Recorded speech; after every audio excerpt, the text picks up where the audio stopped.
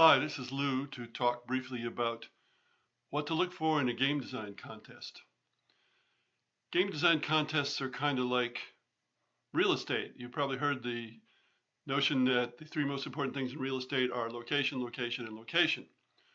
Well, in a game design contest, the three most important things are rights, rights, and rights. In other words, what rights do you retain and what rights does the contest organization gain from you? That makes the country that the contest is organized for really important because some countries don't respect copyright very well. And in particular, China has been infamous for not respecting copyright in recent times, although they're trying to do better. The reputation of the organization itself is important. For example, there was a game design contest recently announced with big prizes. But the organization putting it on is either the designer or the publisher of the Romance of the Three Kingdoms ripoff of Bang.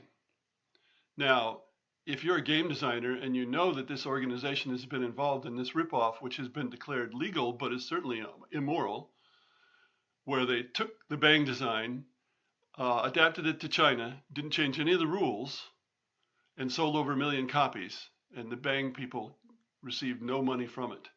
If that's the case, why would you submit your design to these people? Because it's likely to have the same thing happen. Now, contracts are important too. You have to look at the contract and nothing else. Explanations that are made on the side don't count. What counts is what's in the contract.